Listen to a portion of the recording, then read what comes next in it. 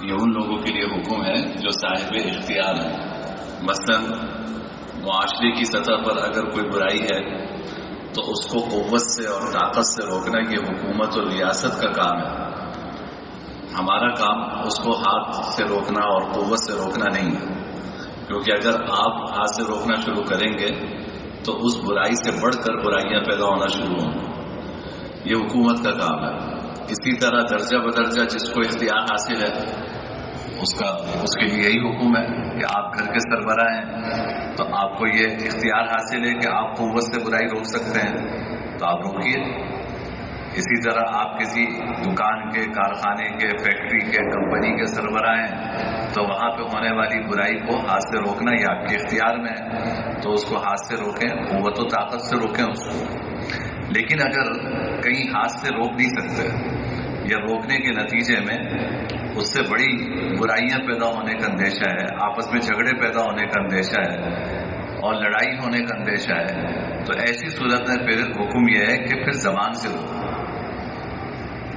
پھر زبان سے روکو، یعنی اس برائی کو برا کہو اور جو شخص اس برائی میں مبتلا ہے اس کو محبت سے سمجھاؤ کہ بھائی یہ گناہ کا کام ہے، یہ نہ کرو. اس گناہ کی شناخت اس کے دل میں بٹھائیں تو جب یہ ہے زبان سے روکنا. البتہ یہ بات ذہن میں رکھیے کہ برائی سے روکنے کا حکم تو ہے کہ زبان سے آپ روکیں، لیکن کسی کو ذلیل کرنے کا حکم نہیں ہے. کسی کو ذلیل کرنے کی اجازت نہیں ہے. گناہ گار سے گناہ گار انسان ہو، اس کے گناہ سے تو نفرت ہونی چاہیے لیکن اس کی ذات سے نفرت نہیں ہونی چاہیے. یہ اچھی طرح ذہن میں رکھیں. گناہ گار سے گناہ گار انسان ہو، اس کے گناہ سے اور اس کے غلط عمل سے تو نفرت ہونی چاہیے کہ بھائی یہ بہت بڑا گناہ ہے جس پہ یہ مبتلا ہے، لیکن اس کی ذات سے نفرت نہیں ہونی چاہیے. وہ اللہ کا بندہ ہے، اللہ کی مخلوق ہے تو اس کی ذات سے نفرت نہ ہو. جیسے ڈاکٹر ہے وہ مریض کا علاج کرتا ہے نا، تو ہو سکتا ہے کہ مرض سے گھن آتی ہو لیکن مریض سے اس کو گھن نہیں آتی. اگر وہ مریض سے گھن کھانے لگے تو کبھی کسی مریض کا علاج نہ کر سکے، کبھی کسی کی نبض نہ دیکھ سکے. تو مرض تو وہ برا سمجھتا ہے مرض کو، لیکن مریض کو برا نہیں سمجھتا. تو اس لیے جب کسی شخص کو برائی میں مبتلا دیکھیں، گناہ میں مبتلا دیکھیں تو اس کی ذات سے نفرت نہ کریں، اس کی تحقیر نہ کریں، اس کی تذلیل نہ کریں، اس کو محبت سے سمجھائیں. اب یہ الگ الگ نسخے ہیں. اب اللہ سے مانگ کر انسان کو کوئی صورت اختیار کرنی چاہیے. آپ نے دیکھا کہ آپ کا ایک دوست ہے وہ رشوت خوری میں مبتلا ہے، رشوت لیتا ہے، دبا کے لیتا ہے، یا سود میں مبتلا ہے. اب ایک صورت یہ ہے کہ آپ سود کی مذمت اور رشوت خوری کی حرمت کے بارے میں ایک عمومی بات کریں. بسا اوقات وہ عمومی بات کرنا ہی اپنا اثر دکھا دیتا ہے. جناب نبی کریم صلی اللہ علیہ وسلم بسا اوقات صحابہ کرام میں اگر کوئی کمی دیکھتے تھے تو براہ راست نشاندہی نہیں کرتے تھے، بلکہ یوں فرماتے تھے کہ ما بال اقوام یفعلون کذا، لوگوں کو کیا ہوا کہ وہ یہ کام کرنے لگے ہیں، ان کو یہ کام نہیں کرنا چاہیے. لوگوں کو کیا ہوا؟ ابھی عمومی انداز ہے نا کہ لوگوں کو کیا ہوا، آج کل ان برائیوں میں مبتلا ہیں، یہ کام نہیں کرنا چاہیے. تو یہ عمومی انداز ہی بسا اوقات اثر دکھا دیتا ہے.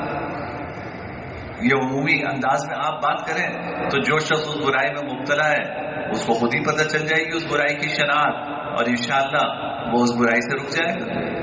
جیسے مثلا جمعے میں بیان ہوتا ہے تو ظاہر ہے کسی شخص کا نام لے کے تو نہ کہنا چاہیے نہ کوئی کہتا ہے کہ فلاں صاحب اس برائی میں مبتلا ہے، فلاں یہ کام کر رہا ہے، فلاں یہ کام کر رہا ہے. ہاں برائی ہے تو اس کے بارے میں عمومی گفتگو ہوتی ہے، اس کے بارے میں عمومی گفتگو ہوتی ہے.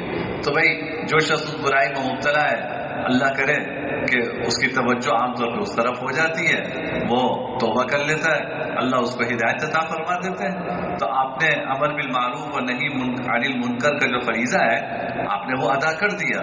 ضروری نہیں ہے کہ وہ کسی سے شخصی طور پر مخاطب کر کے ہی آپ ادا کریں. آپ نے عمومی گفتگو کی، اس سے وہ ادا ہو گیا.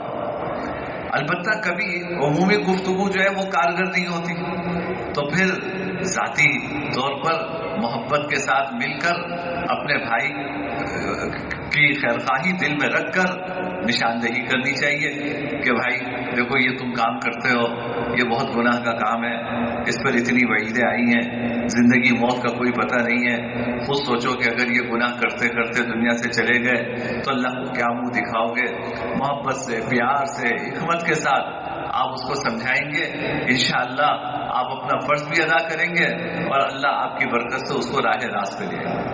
یہ کام ہمیں ہر مسلمان کے بارے میں کرنا ہے، یہ نہیں، یہ جو زبان سے روکنا ہے یہ نہیں ہے کہ میں اپنے بچوں کو صرف رکھوں، میں اپنے آس پاس اپنے معاشرے میں جو برائیاں دیکھ رہا ہوں تو جہاں میں اپنی زبان سے اس کو روک سکتا ہوں، محبت سے سمجھا سکتا ہوں، ہم میں سے ہر ایک کا فرض ہے کہ وہ اس برائی کو روکنے کی کوشش کرے اور محبت کے ساتھ، حکمت کے ساتھ اس برائی کی طرف توجہ دلائیں۔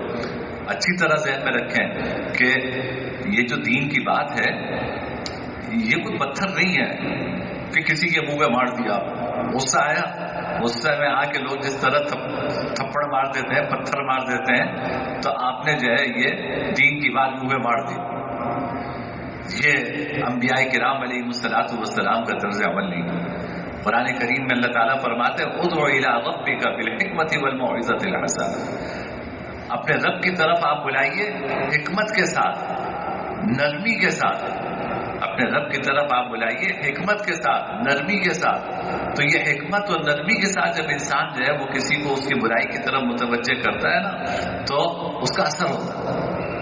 اور اب کب لوہا گرم ہے، کب چوٹ جو ہے وہ آپ کی کام دے گی، اس کے لیے بسا اوقات ہفتوں انتظار کرنا پڑتا ہے۔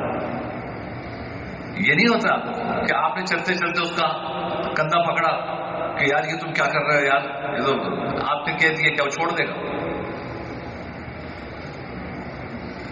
اس کے لیے بڑی حکمت چاہیے۔ آپ ایک دن دیکھتے ہیں، 2 دن دیکھتے ہیں، 3 دن دیکھتے ہیں، سوچتے ہیں کہ میں کیسے اس تک رسائی حاصل کروں۔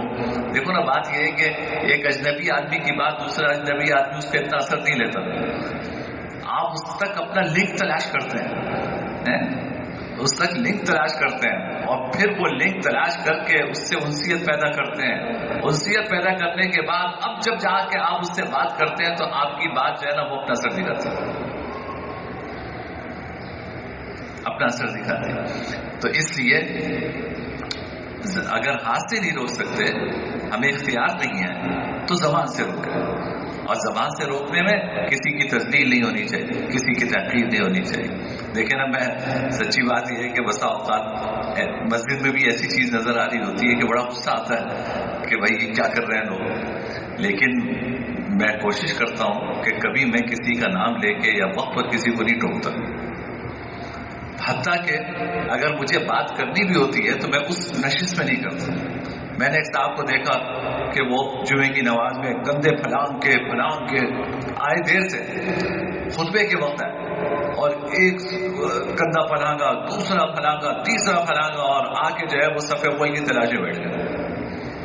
حدیث میں اس کو سختی سے منع فرمایا کہ ایسے شخص کو جمعے کا کوئی ثواب نہیں ملتا، ایسے شخص کو جمعے کا کوئی ثواب نہیں ملتا جو لوگوں کے کندھے پھلانگ کر آگے بیٹھ گئے۔ آپ کس کو دھوکہ دے رہے ہو؟ اللہ تعالیٰ، آدمی صف اول میں بیٹھتا ہے تو اللہ کے لیے بیٹھتا ہے نا، تو اللہ تعالیٰ کو نہیں پتا کہ تم کب آئے ہو، تم آئے خطبے کے وقت، تم نے لوگوں کی بے اکرامی کی، بے احترامی کی، کر کے آگے آپ صف اول میں بیٹھ گئے۔ حدیث نے فرمایا ایسے شخص کے لیے جمعے کا کوئی حصہ نہیں ہے، کوئی ثواب نہیں ہے۔ اب دل تو چاہتا ہے کہ میں اس وقت بات کروں کہ بھائی کندھے پھلانگ کے نہیں آنا چاہیے، لیکن میں قصداً اس وقت نہیں بات کرتا۔ وجہ اس کی یہ ہے کہ وہ صاحب جو ہے وہی نشانہ بنیں گے، ہر آدمی آنکھیں اٹھا کر انہیں دیکھے گا، گردن اٹھا کے دیکھے گا کہ اچھا یہ ان کی حرکت پہ آج مفتی صاحب نے جو ہے نا یہ سب کچھ کہا، یہ کسی کی تذلیل ہے، یہ ہمیں نہیں کرنی چاہیے۔ ہاں، جب ایسا موقع ہوتا ہے کہ جب کسی نے یہ حرکت نہیں کی بھی ہوتی تو اس وقت میرے پاس موقع ہوتا ہے کہ میں عمومی انداز سے بات کروں، تو اس سے جو اس غلطی میں مبتلا ہے وہ بھی سمجھ جاتا ہے اور الحمدللہ اس کی اصلاح ہو جاتی ہے۔ تو بھائی یہ جو امر بالمعروف ہے، نہی عن المنکر ہے، یہ بڑی حکمت کا تقاضا کرتا ہے، بہت سوچ سمجھ کر آپ کو اپنی بات کہنی پڑتی ہے تاکہ اس بات کے اندر اثر ہو.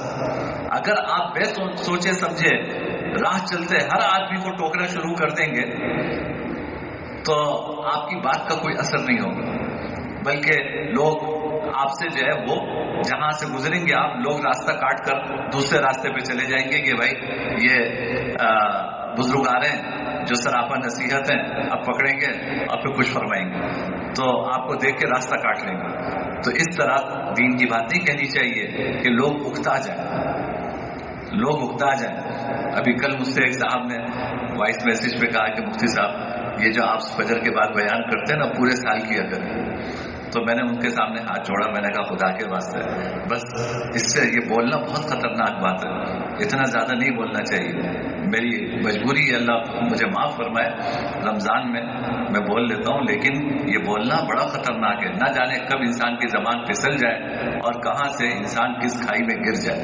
اور میں نے ان سے کہا کہ حضرت عبداللہ بن مسعود رضی اللہ تعالیٰ عنہ کی روایت ہے مشکاۃ شریف میں کہ ان سے ان کے شاگردوں نے کہا کہ ہمیں آپ روزانہ کوئی نصیحت کی بات کر دیا کریں. انہوں نے فرمایا کہ ہم نے بھی جناب نبی کریم صلی اللہ علیہ وسلم سے کہا تھا کہ روزانہ نصیحت کی بات کر دیا کریں.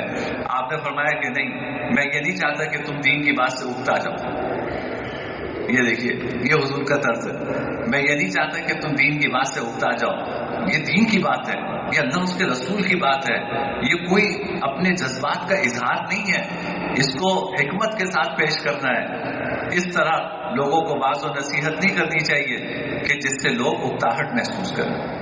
اللہ تعالی ہمیں یہ حکمت عطا فرمائے، اللہ پاک ہمیں یہ فہم اور یہ سمجھ عطا فرمائے. وآخر دعوانا الحمدللہ رب العالمین. الحمد لله رب العالمين والعاقبة للمتقين والصلاة والسلام على سيد الأنبياء والمرسلين. اللهم لك الحمد لا نحصي ثناء عليك أنت كما أثنيت على نفسك. لا إله إلا الله الحليم الكريم. سبحان الله رب السماوات السبع رب العرش العظيم. اللهم إنك عفو كريم تحب العفو فاعف عنا يا كريم. اللهم إنك عفو